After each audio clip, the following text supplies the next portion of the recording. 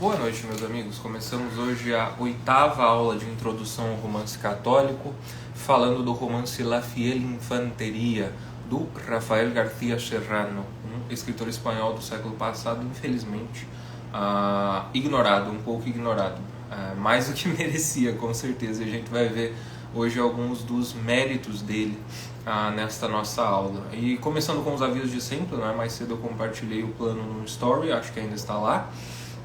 E depois eu vou compartilhar também no canal do YouTube, na descrição do vídeo. Vou compartilhar esta aula no Spotify também. Então, se alguém não puder acompanhar desde o início, não tem problema. E vai ficar aqui no feed também, tá bom? Então, vamos começar. Primeiro, no tópico 2 do nosso plano, vou trazer alguns elementos biográficos do autor, mas sem entrar em muitas especificidades, porque eu não quero que a minha conta seja cancelada. Então, vou falar menos do que eu gostaria sobre ele, mas vou falar algumas coisas bem interessantes. Ele nasceu no ano de 1917, em Pamplona, capital de Navarra, e faleceu no dia 12 de outubro de 1988. Eu coloquei a data específica do falecimento dele porque é muito importante. 12 de outubro é o dia da Hispanidade, é o dia da Virgen del Pilar, que é a patrona de toda a Hispanidade, não é? Então foi uma data muito importante para ele, católico e hispânico, durante toda a sua vida. E ele morreu justamente nesse dia. E ele é pai do jornalista Eduardo García Serrano, não é? Que escreve no diário antigo El Correo de Madrid, acho que agora é El Correo de Espanha. Esteve na TV Intereconomia. Ele tem um programa numa rádio cujo nome eu esqueci, mas tem um programa dominical lá, um autor também bem interessante do jornalismo, um grande escritor, o Eduardo García Serrano, filho do nosso autor Rafael. Ele publicou 9 romances, publicou livros de contos e dezenas de ensaios de artigos e jornais. Ele colaborou no cinema como roteirista com 2 dos grandes cineastas do cinema espanhol do século passado. Aliás, se vocês não conhecem, eu recomendo que procurem alguns filmes. O cinema do século passado espanhol é riquíssimo, é maravilhoso. E dentre esses cineastas com quem ele colaborou, são 2 dos maiores, não é? Que foram o Rafael Gil e o Ladislau Vaida, húngaro radicado na Espanha. Eu acho que vocês devem conhecer o Ladislau Vaida por um filme que é famoso aqui no Brasil, que é Marcelino Pão e Vinho. Ele foi o diretor desse filme, um grande diretor. E em 66 o Rafael García Serrano preparou o roteiro e dirigiu um filme chamado Los Ojos Perdidos, que foi uma adaptação de um romance dele mesmo, de um romance homônimo. Eu tive a oportunidade de ver esse filme, excelente. Infelizmente não consegui comprar o livro, não achei, mas o filme eu assisti, eu achei maravilhoso. Então, essa é uma das facetas desse nosso autor, não é? Essa colaboração com as outras artes e com o cinema, especialmente, é muito interessante. Ele foi um escritor esquecido e arrinconado por causa da sua posição política. Ele nunca abandonou a Falange Espanhola e nunca deixou de apoiar o General Franco. Quando o General Franco meio que arrinconou os membros da Falange, a partir da década de 50, não é, mais meados da década de 50, teve uma mudança no governo do General Franco, mudança de alguns nomes. Aí os carlistas e os falangistas acabaram ficando de lado, não é? E aí eles se opuseram mais claramente ao General Franco. E o Rafael García Serrano não, ele continuou sendo falangista, continuou apoiando o General Franco até o fim da vida dele. Então, depois, sobretudo a partir da década de 60, não é, a Constituição Espanhola de 78, etc. Mas a partir disso, na década de 60, ele acabou já sendo um pouco mais esquecido, mais arrinconado. Ele tinha amizades em todos os espectros políticos, basicamente. Ele não tinha problemas com as outras pessoas, não é? O General Franco o recebeu pessoalmente várias vezes também, e justamente por ser essa figura um pouco à parte, ele pertenceu ao movimento político sempre foi católico, mas também nunca, digamos, perdeu quem ele era, perdeu o que acreditava ou as convicções dele para se integrar no grupo, não é? Mesmo que os membros do próprio grupo não gostassem dele. E o filho dele é bastante assim também, não é? Foi o principal dos autores falangistas e seus romances, cujas referências primárias a gente pode ver no comecinho daqueles autores dos romances de guerra, sobretudo os romances pacifistas, no período entre guerras, não, entre a Primeira e a Segunda Guerra Mundial. Tem uma reminiscência primária, não é? Ele pegou alguns elementos do estilo desses autores, alguns elementos importantes e interessantes, e no entanto, quando a gente vai se aprofundando, a gente consegue ver a grande influência dos clássicos espanhóis nos livros dele, que é muito importante. E tem um episódio engraçado que ele cita, um personagem cita o Éric Maria Remarque, não é? Que na época da Guerra Civil Espanhola já tinha sido publicado Sem Novidade no Front, do Remarque, que foi um grande sucesso nessa literatura pacifista, etc. E o livro do Rafael García Serrano, embora tenha essa dureza da guerra, tem uma perspectiva completamente diferente, tem a perspectiva do soldado mesmo. Né? Ele começou a escrever La Fiel Infanteria em 1939, essa é uma informação importante, porque ele estava convalescente de uma tuberculose. Ele estava no hospital quando ele começou a escrever esse romance e o publicou em 1943. E em seguida, ele obteve o Prêmio Nacional de Literatura, que na época se chamava Prêmio José Antonio Primo de Rivera. José Antonio Primo de Rivera foi o fundador da Falange Espanhola e foi assassinado no começo da Guerra Civil. Foi executado no começo do conflito. Ele estava preso antes de estourar a Guerra Civil, depois foi fuzilado. E essa figura do José Antonio é muito importante para todos os falangistas e para o Rafael García Serrano, não é? Até pela integridade mesma dele, atribui muitas coisas a ele que ele não fez. Enfim, o autor tem uma biografia muito interessante, é um político que tem uma biografia muito interessante, o José Antonio. E essa figura do José Antonio como uma espécie de César é muito importante para eles. Isso paira em toda a obra do Rafael García Serrano, não forçando a barra, mas como parte inerente desse credo falangista. A gente está falando de jovens, e isso vai ficar bastante evidente quando entrarmos no romance, de jovens entre 18, 22, 23 anos, com formação universitária, a maioria deles, alguns que estavam no meio do curso, etc, etc, e com afições literárias, artísticas. Esses jovens é que integraram a Falange, e esses jovens é que entraram na guerra. Eles é que se tornaram soldados.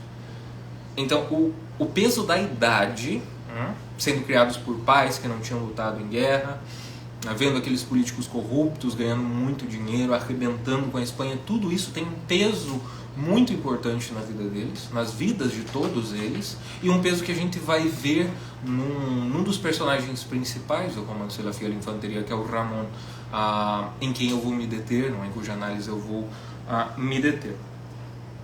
O romance está dividido em 3 partes: La Columna del 19, Papeles del Camarada Miguel, Invierno, Papeles del Camarada Matías y por fin Bienaventurados los que mueren con las botas puestas, Ramón Miguel Matías. As 2 primeiras partes estão narradas em primeira pessoa pelos personagens cujos nomes aparecem nos subtítulos. Embora os personagens tenham uma disposição diferente daqueles dos romances pacifistas, como eu disse, ou seja, eles são guerreiros, eles de fato têm a convicção de que eles estão lutando por algo que é bom, é necessário. Muitos deles não são empolgados por estarem ali, mas eles veem que é algo absolutamente necessário, que a Espanha estava sendo destruída, não é? É bom a gente lembrar, e aqui corre o risco, né, da minha conta ser suspeita, mas dane-se, que a partir de 31, com a proclamação da República, foi a partir de 31, já começou a perseguição à Igreja Católica na Espanha. Não foi entre 34 e 36. Não, foi a partir de 31. Isso já estava acontecendo há muitos anos. Né? Alguns desses jovens cresceram da adolescência até o início da juventude vendo isso. E depois chegou a hora de fazer alguma coisa. Porque o grito pela revolução já tinha instalado em Madrid. No governo em 36, no governo da Frente Popular em 36. Governo claramente revolucionário comunista. E o primeiro personagem, o Miguel, digamos que ele é um pouco mais melancólico, talvez, entre eles, não é o que se apaixona, depois a gente vem a saber E ele não fala tanto dele no começo. Ele dá algumas descrições do começo da guerra, de quando eles chegaram, e ele fala sobretudo de um grande amigo dele, que acabou morrendo pouco depois do início do conflito, morreu em combate, não é? E é sobre esse amigo que ele coloca a ênfase durante a sua narrativa, uma narrativa belíssima. Tem um contraste bastante grande entre as impressões deles, as impressões das coisas, do ambiente, ou seja, alguns quadros de costumes. Por isso, uma das referências que eu coloquei aqui lembra um pouco as novelas exemplares desse romance, porque veja, nós temos 2 relatos em primeira pessoa, mas o último relato especificamente em terceira pessoa lembra mais as novelas exemplares, com uma intervenção clara dos personagens, uma intervenção por meio de diálogos mesmo, e com o narrador em terceira pessoa entrando mais na intimidade do personagem Ramon. O Matias já é mais extrovertido, não é? Um personagem também bastante interessante. Ele conta os seus pecados e as suas contrições sem o menor problema, não é? A gente começa a primeira parte do relato dele que ele está num período de intervalo, não é, entre os combates.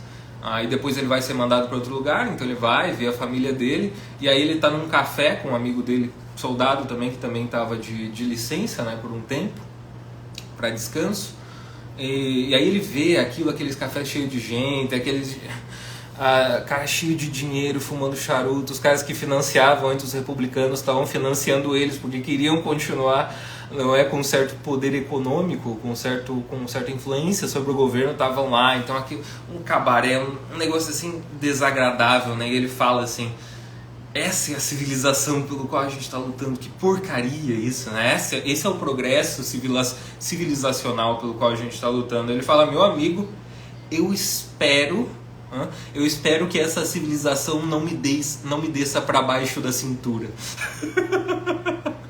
Porque aí vai ser o fim. Aí depois ele se encontra com uma prostituta, comete o pecado da luxúria e diz assim: infelizmente a civilização me desceu para baixo da cintura. Bom, por essas e outras também, que o então arcebispo de Toledo não gostou muito do livro, né? Tinha uma série de palavrões também, nada exagerado, nada diferente dos clássicos do século de ouro espanhol, para começar. E tem algo interessante do Miguel ainda para comentar mais um pouco dessa primeira parte, não é? Tem um momento em que ele diz que é muito difícil você lutar, porque você está lutando com gente, com hombres que dizem madre igual que tu, que tinham os mesmos sonhos que você, que falam do mesmo jeito, que ele diz assim, que você pode apontar para uma árvore e dizer árvore, ele vai dizer também, são as mesmas palavras, e aí parece que é mais difícil, é mais pesado. Ou seja, ele tem mais consciência do que ele está fazendo. Não é uma idolatria da guerra, sem sombra de dúvida. E também não é covardia. Não é um relato de carniceiro, como muitos dos pacifistas fizeram. Percebam aqui a diferença. Ainda tem a gravidade, tem a consideração pelo inimigo, que é um igual, el hombre que dice madre igual que tu, e no entanto a necessidade de lutar. E aqui a gente chega no Ramon, não é? Na terceira parte. Bienaventurados los que mueren con las botas puestas. E eu coloquei aqui no terceiro ponto Ramon versus Don Quixote, porque o Ramon ele tenta ser um antagonista para o Don Quixote. Isso é muito importante para que a gente conheça, hein? Quando a gente o conhece, ele já tem 22 anos, não é? Estava com um torniquete no braço, estudante de direito, 3 detenções ainda durante a República antes da guerra por ser falanquista, e a mão direita que guardava ainda o calor de quando foi apertada, cumprimentada pelo José Antônio, quem ele conheceu pessoalmente. É bom lembrar que o fundador da Falange, o José Antônio, quer dizer, o Rafael García Serrano, ouviu o discurso fundacional da Falange quando ele tinha 17 anos. Ele estava em Madrid, estudando Filosofia e Letras, na Complutense, na Universidade de Madrid, e ele ouviu esse discurso fundacional da Falange do teatro, da comédia, que foi, aliás, que ano foi? 1927, não, pera, foi no início da década de 30, eu acho. 32, 33, mais ou menos, foi pouco depois da República, o discurso fundacional da Falange Espanhola. E o Rafael García Serrano ouviu, e aquilo o cativou e ficou com ele pelo resto da vida. Percebam essa força que o José Antônio teve sobre essa geração. E uma geração de intelectuais, havia vários outros poetas, romancistas, dramaturgos, uma grande quantidade de artistas. E o perfil dos falangistas, geralmente, era desses de intelectuais, como eu disse, né? De estudantes. Aos 22 anos, essa é uma citação direta, o Ramon se erguia como protagonista e com as suas mãos ele amassava desde vários anos o pão vermelho da história. Era justo, pois, ordenar o fogo interior para uma gozosa serenidade do bosque que lhe desse um passo firme e a fronte alta. Ramon vivia convencidíssimo de que Deus pensava nele o tempo todo. Vejam, isso é muito interessante. Ele ignorava, no entanto, que os moços assim, altaneiros, taciturnos, predestinados, costumam morrer modestamente. Que o pior sinal do fracasso é ouvir demais o ruído da erva interior, ou seja, ruminar demais o próprio crescimento, o suposto progresso. Essa figura autocentrada que era esse personagem. Introspectivo, mas ao mesmo tempo não deixava de ser corajoso, como a gente vai ver. Isso é muito interessante, esse contraste. E o Ramon tinha repugnância pela ideia que um soldado morresse sem ter as botas calçadas, ou seja, que ele morresse fora de combate. Porque o Ramon acreditava já nesse ideal heróico, e como ele estava lutando, e mais, como eu disse, como ele tinha a virtude da coragem, como ele se encontrou aos 22 anos, como tantos outros, sendo um soldado, ele não fugiu do combate, ele era humilde com todo mundo, justo com seus soldados, ele acabou fazendo o curso de alferes provisório, né, como o Rafael García Serrano foi durante a Guerra Civil. Ele tinha essa justiça e essa humildade para com os outros soldados. E ao mesmo tempo, essa ideia forte do heroísmo. Essa obsessão pelo heroísmo, mas pelo heroísmo apenas em combate, pelo heroísmo do soldado, daquele que com as próprias mãos vai fazer alguma coisa. Não só destruir o inimigo, não. A ideia é afastar o inimigo daquilo que ele ama para poder reconstruir o que ele ama. Isso é muito importante, né? Não é um psicopata aqui, um sujeito viciado pelo sangue, não. O problema é que ele já acreditava ser um herói e que ele reduzia todo o heroísmo a essa possibilidade de construir as coisas com as suas próprias mãos e que, portanto, era a única maneira digna de viver. De novo, reiterar pela terceira vez, jovens, cerca de 20 anos, que entram numa guerra. Difícil pensar diferente, Difícil pensar diferente. Se vocês olham o primeiro romance publicado pelo Rafael García Serrano, se chama Eugenio o la Sagración de la Primavera, ou la Proclamación de la Primavera. E é um livro de um personagem assim, ele evoca os clássicos, tem uma evocação muito forte do Homero, do poeta guerreiro Garcilaso de la Vega, de um personagem que vai se imolando. Esse livro foi publicado durante a guerra e os soldados falangistas, ainda jovens, o liam nas trincheiras. A gente tem as histórias também de outro poeta, o Miguel Hernández, que foi um poeta comunista, excelente poeta comunista que era lido pelos comunistas na trincheira, e do outro lado Rafael García Serrano, que era lido pelos soldados nacionais, sobretudo falangistas, nas trincheiras também. E esse livro é um livro guerreiro, bucólico, mas sobretudo no sentido pagão. Essa influência desse paganismo, essa reminiscência pagã, em parte ainda estava neles. E é por isso que aqui os clássicos voltam com bastante força nos romances do Rafael García Serrano. E ele diz, não é? Bem-aventurados, o Ramon diz, bem-aventurados os que morrem com as botas postas ou calçadas, nós podemos dizer em português. Ou seja, que morre em combate, porque o soldado que está calçando as botas, que tem as botas calçadas, postas, é o soldado que está em combate. Sim, por favor. Ele fez esse romance com essa intenção, com esse ideal, ou não foi uma coisa que aconteceu? Então, essa mentalidade fazia parte da cabeça dele também, naquela época ele tinha essa mentalidade? Em parte, essa pergunta é excelente, Renata. Em parte, sim, é por isso que eu falei. Vou repetir aqui a pergunta, não sei se pegou no microfone. A Renata, que está aqui me ajudando, como sempre, na produção, ela perguntou se o autor fez o romance ou escreveu com essa mentalidade. Eu acho que, em parte, sim. E é por isso que eu coloquei o lugar de onde ele escreveu, que está no livro também, no romance. Era a mentalidade da época? Era a mentalidade desses jovens. A mentalidade nacionalista, de combate. Em parte, desse nicho específico.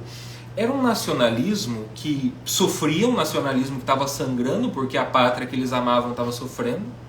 Porque todos esses jovens, mesmo os mais paganizados, todos eram católicos. Viam o clero ser perseguido, os padres serem assassinados, as ordens religiosas serem expulsas, as igrejas incendiadas e profanadas. É isso que eles estavam vendo. O José Antônio era católico, foi católico a vida toda. Foi católico a vida toda, teve uma morte exemplar. Inclusive as últimas cartas dele na prisão... vamos cancelar minha conta, foda-se. As últimas cartas dele na prisão são lutando para que a guerra civil não aconteça. O José Antônio não provocou a guerra civil, muito pelo contrário. Foi o último recurso, O último recurso. Pois bem, o fato do autor ter escrito primeiro esse Eugênio de que eu falei, com essas evocações guerreiras mesmo, com o espírito guerreiro, ter começado a escrever La Fiel Infanteria no hospital, padecendo de tuberculose, é um indício de que ele também estava exorcizando essa mentalidade. Que ele sofreu com ela, que ele a teve por inteiro e que ele estava tentando purificá-la, ficando com o que era bom nela. Essa é a impressão que eu tenho. Por que eu tenho essa impressão muito forte? A gente vai ver isso agora. Porque o Ramon, corajoso em combate, o que acontece? Como que ele cai? Como que ele sai da guerra? Pegando tuberculose na trincheira. Ele sofre de tuberculose e aí ele não estava preparado para esse golpe. E eu repito, ele era um bom soldado. Ele respeitava todos os outros. Ele era um bom oficial, era um oficial corajoso. Um dos formadores dele, a gente tem isso na terceira parte, como diz, é narrado em terceira pessoa, não é um romance, e a gente tem esses 3 personagens na escola militar recebendo a formação de alferes, Era um grau acima do tenente. A gente tinha também, no próprio exército espanhol, acho que já não tem mais, não é? Não, acima ou abaixo, acho que é o subtenente, é o nosso equivalente hoje ao subtenente, se eu não estou enganado militarmente. Aí esses 3 amigos, os que a gente já conheceu no começo, o Miguel, o Matias e depois o Ramon, que a gente conhece só pelo narrador, não é? E depois pelas próprias palavras dele, a gente os encontra na terceira parte do livro. E um dos formadores desses oficiais diz o seguinte: olha, eu já vi muito oficial morrendo em combate, mas recebendo tiro pelas costas. Por quê? Porque era covarde e que humilhava seus soldados. Então vocês não sejam assim. E nenhum deles era assim. Nenhum deles. E o Ramon não era. Com esses erros que a gente está vendo, com essas dificuldades e até um pouco de maturidade, não é? A gente vê que ele não era assim, que ele não era um covarde.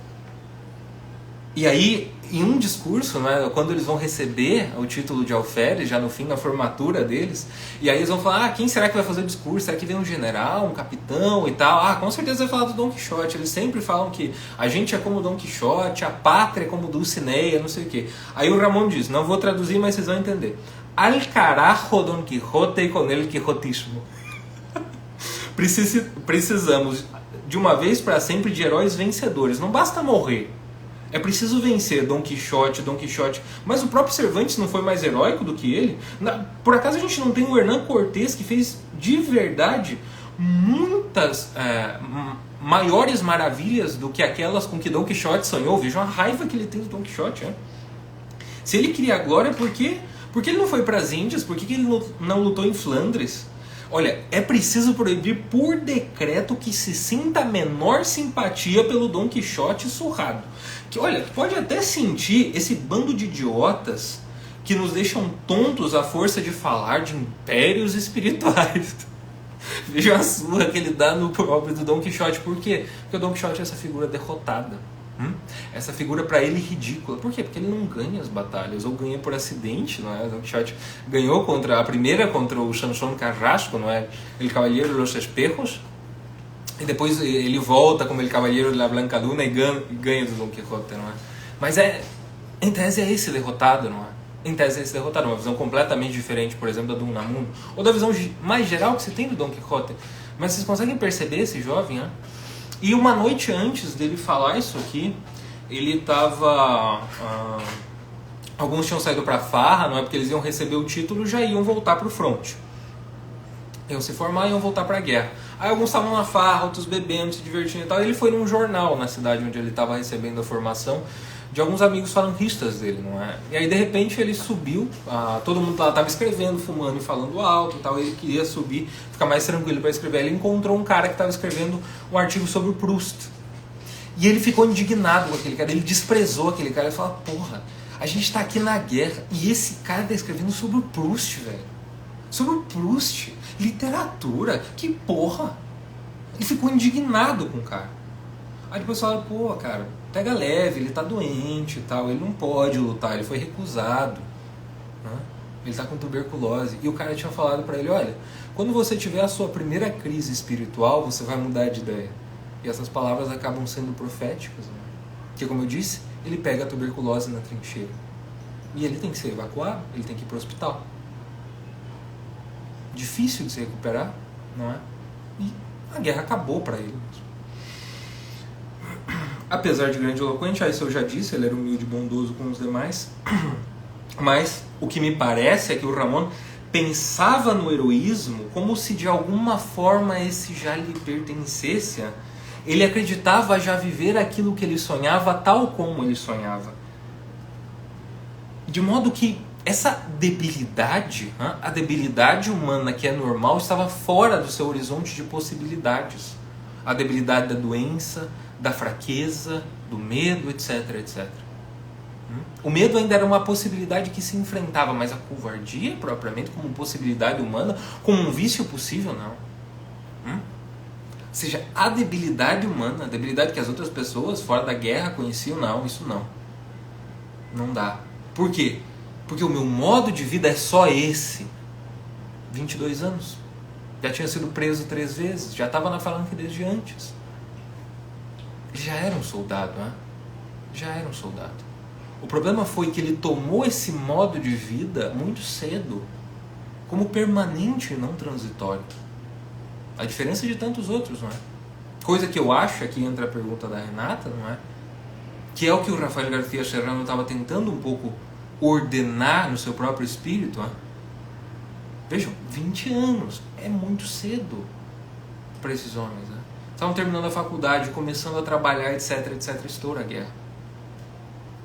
Parece que aquilo é permanente, é? E os homens em combate juntos parece que de fato sempre foram soldados. O Rafael García Serrano, ele descreve com força, né, esse poder que o conflito tinha sobre eles, né, que a camaradagem entre os soldados tinha sobre eles, o conflito tinha sobre eles, as crueldades que eles viam, algumas que eles cometeram também. E é muito difícil que isso não se torne, eles pensando nisso 24 horas por dia, é muito difícil que eles percebam isso como algo transitório de fato. Porque eles também não sabiam quando a guerra ia acabar. Não tinham como eles sabiam. E aí ele vai de trem. Ele é levado de trem até o hospital, no qual ele vai morrer. É isso que vai acontecer com esse personagem. Ele vai morrer. E aí ele diz o seguinte, que ele já... pela primeira vez, Ramon comprova que a dificuldade, que a adversidade não só o surpreende, não o surpreende sorrindo, senão que ele arrebenta a menor tentativa de alegria. Ou seja, ele estava preparado para tudo, tá? Exceto para ficar doente e ser humilhado, exceto para essa humilhação que ele não podia tolerar. É aí que o orgulho dele foi esmagado. Completamente esmagado. Jovem, podia estar lutando ainda, não. Podia estar sendo ferido pelo inimigo, e aí ele sentia inveja dos outros que estavam lá como feridos de guerra mesmo. Tem um momento que ele está delirando no trem, está com muita febre, porque a tuberculose nele já é descoberta num estágio avançado. Ela começa a se manifestar já num estágio bem avançado, pelo que a gente entende da narrativa. Ele está lá delirando, aí entram um monte de feridos, não é? E ele fica tentando, assim, com febre, delirando, pensar em alguma desculpa, dizer como que ele foi ferido ou baleado, porque ele tem vergonha de dizer. Parece que as pessoas, ele diz, olham para ele com dó. Ah, é um ferido. Ah, não, perdão, é um doente, não um ferido. Ah, é só um doente, dá uma injeção para ele.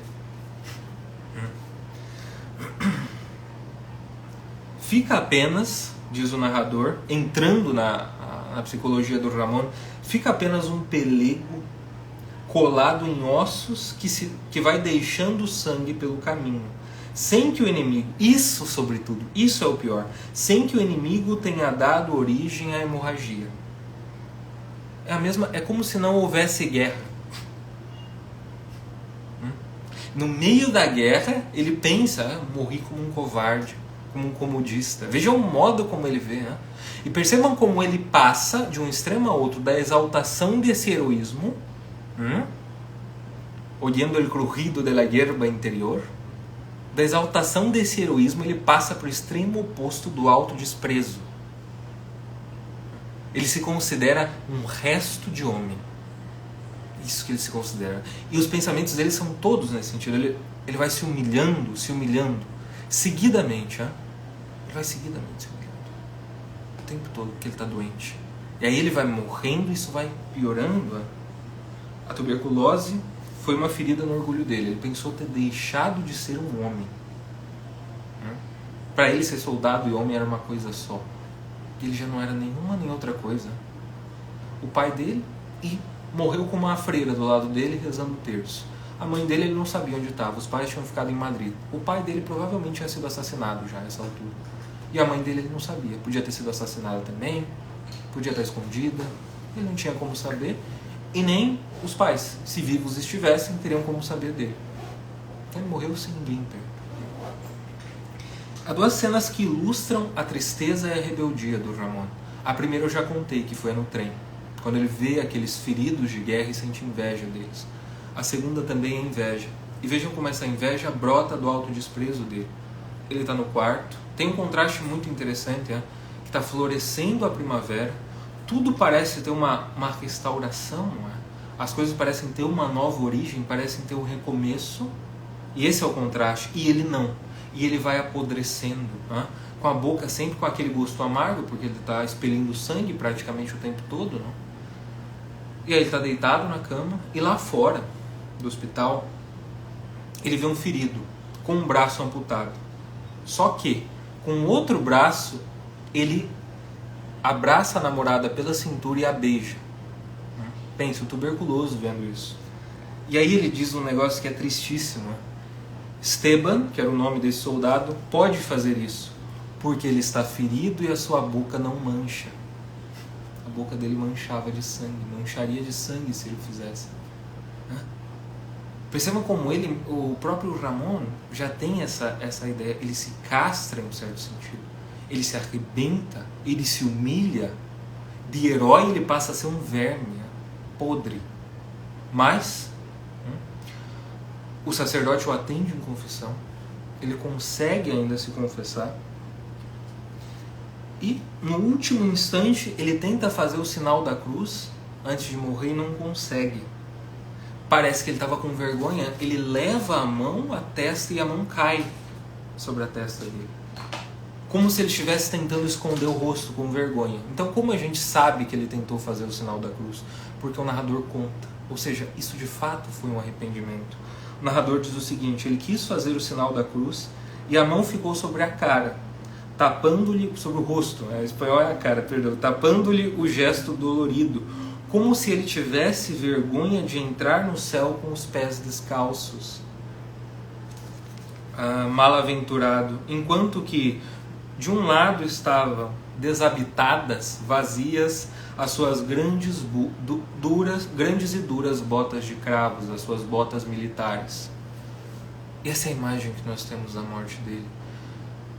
Esse personagem me acompanha durante muitos anos, porque para mim, eu acho que eu li pela primeira vez esse livro em 2015. Para mim, isso aqui é a realização ou o exemplo encarnado do que o professor Olavo falou numa apostila chamada O Abandono dos Ideais, Tem um vídeo excelente do Dr. Ítalo Marcilli também no canal do YouTube dele. Se vocês colocarem Ítalo Marcilli, Abandono dos Ideais, vocês vão vê-lo. O professor Olavo até coloca como exemplo disso, até para a nossa situação aqui no Brasil, não é? Daquilo que ele falava muito, para a nossa maturidade, para a gente encontrar a nossa vocação aqui, das dificuldades que a gente encontra, não é? Muitas vezes a gente pega aquilo, aquele ideal que é correto, e aos poucos a gente vai se desiludindo com aquilo e acaba se tornando um pouco cínico ou se autodesprezando. Ele fala um pouco do, se eu não me engano, Memórias do Escrivão Isaías Caminha, não é alguma coisa assim, e O Feijão e o Sonho, do Origenes Lessa. Eu, e aí é um problema meu, tá? Tô falando pessoalmente, não consegui entender esses dois livros. E no entanto, quando eu li La Fiel Infanteria pela primeira vez, eu enxerguei o abandono dos ideais ali. Conquanto haja o verdadeiro arrependimento do personagem no fim, com confissão, etc, etc. Mas eu enxerguei ali o abandono dos ideais, de que o professor Olavo falou.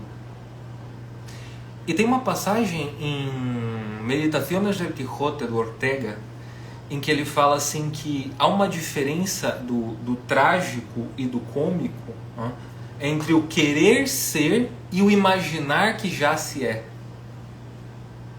E é o que acontece com o Ramon, porque quando ele quer ser, ele sabe que ainda não é.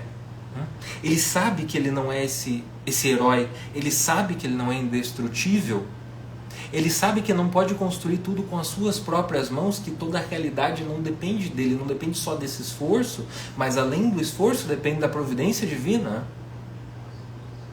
E no entanto ele já acreditava que era. Nem o Dom Quixote chegou nisso, porque tem uma cena bastante triste, não é? Que é a daquela do Palácio dos Duques, em que o narrador do Dom Quixote nos conta que naquele momento o Dom Quixote começou a, como ele foi tratado pelos duques como um cavaleiro, não é? Ele começou a acreditar que era um cavaleiro de verdade, não fingido. Olha essa revelação que o autor faz. E o Ramon já acreditava que era um herói de verdade, não fingido, portanto ele acreditava que era indestrutível de algum modo, né? Até que veio a tuberculose, uma doença sorrateira, por onde a coisa que ele menos esperava, que ele não imaginava que pudesse acontecer, conquanto outros muitos soldados tenham morrido de tuberculose também na Guerra Civil, né? Muitos doentes. É muito fácil ficar doente numa trincheira, né? Isso também acontece. E, no entanto, isso nem passou pela cabeça dele. Isso não poderia acontecer. Então, não podemos dizer que ele tenha sido cômico, mas patético. Soberbo, né? Exatamente, soberbo. Soberbo e imaturo. Soberbo e imaturo. Por isso que eu fiz questão de enfatizar essa geração de soldados, a mentalidade deles e a idade. A idade, como o conflito aconteceu, como o conflito os encontrou. Isso é muito importante, até pra gente dar um desconto para esse personagem, que no fim das contas se arrependeu. Né? Percebam aqui, por que eu considero isso um romance católico?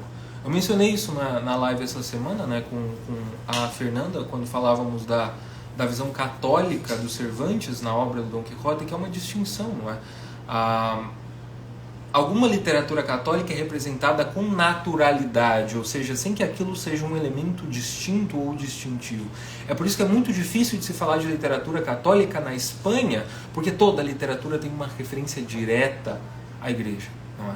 Ao modo de vida. Aquilo se torna cultural, com as suas vantagens e as suas desvantagens, como eu falei lá também. E no caso de uma literatura católica como a inglesa, por exemplo, o catolicismo é diferente. Os personagens têm que conhecê-lo primeiro. E os que já são católicos, criados católicos, mas que se afastam, precisam reconhecê-lo. Precisam voltar, passar por uma nova conversão, um aprofundamento na sua fé. Não é? E aqui também é com naturalidade. Né? Tem uma passagem também muito engraçada, muito provável que também o arcebispo de Toledo não tenha gostado por causa disso, dentre outras coisas, que os soldados se xingavam, não é? Eles se xingavam entre eles, os comunistas e os falangistas, né? Os soldados nacionais. E os soldados nacionais rezavam. Então eles estavam rezando o terço, aí os caras começavam a xingar de palavrão feio, entendeu? Aí eles calmamente terminavam de rezar o terço e começavam a xingar os caras de coisa pior ainda. Eu acho um contraste tipicamente espanhol e para mim é maravilhoso. Aí eles estavam, um outro alferes amigo do Ramon, conta uma história que eles estavam sendo xingados. Aí os comunistas tinham hijos de frailes e não sei o que. Aí tinha um frade entre eles, que era capelão, que falava assim: hombre, pues, alguno habrá, pero no todos. Vou ter que usar essa pro meu diretor espiritual. Mas enfim, esse tipo de humor é tipicamente espanhol. Tipicamente espanhol. Ou seja, ali o catolicismo é natural. Mesmo a rejeição, as dificuldades, supõem um catolicismo de fundo. A gente pode ver isso até nas próprias origens, nos antecedentes da Guerra Civil. É interessante analisar sobre esse aspecto. Então já tem um catolicismo de fundo ali. E o que a gente tem aqui? Bom, considerado esse catolicismo de fundo, considerado esse personagem que foi criado, nasceu na igreja, recebeu a primeira comunhão, antes de morrer recebeu a extrema-unção, se confessou, se arrependeu de verdade, foi fazer o sinal da cruz como narrador nos dias. E não esqueçamos, é um narrador que conhece a vida interior do personagem, de propósito. Então ele se arrependeu do que ele fez, do modo como ele tinha vivido a curta vida dele. Ele de fato se arrependeu, conheceu essa soberba, morreu triste. Possível que tenha morrido triste, mas reconheceu essa soberba. E aí que tá, não é? Esse, de um certo modo, ele estava fechado para as possibilidades da providência divina, achando que tudo dependia dele, não é? Que nem mesmo os frutos do trabalho dele seriam encontrados por ele, mas também seriam dados por Deus. E ele como que se fechou para isso, né? Ele não se reconheceu débil, veja, uma das essências do romance católico é justamente o reconhecimento da debilidade, o reconhecimento de que a gente precisa ser salvo mesmo e que a gente não se pode salvar. E aí ele, como soldado, despreza um pouco essa debilidade. E esse é um dos problemas que ele encontra. E ele tem que reconhecê-la do jeito que ele é mais humilhante possível, porque é o único jeito de quebrar o seu orgulho. O único jeito de quebrar o seu orgulho. Morrendo doente, na cama, descalço e com as botas lá no canto. Então, ainda assim a gente consegue ver a misericórdia divina aqui. E a gente consegue ver essa dificuldade, ou essa figura anti-quixotesca que não perdeu uma batalha como o Dom Quixote, porque o Dom Quixote perdeu a última batalha dele por Cavaleiro de la Blanca Luna montado no Rocinante, tentando lutar. Aí o Dom Quixote perde. O Alonso Quijano, que já tinha abjurado do Dom Quixote, como é que ele morre? Na cama, como Alonso Quijano el Bueno, morre na cama. E o Ramon, que desprezava o Dom Quixote, morreu como Alonso Quijano. É isso, pessoal. Essa foi a nossa 8ª aula. Agradeço aos que puderam acompanhar e brevemente estará no YouTube e também no Spotify. Grande abraço e boa noite.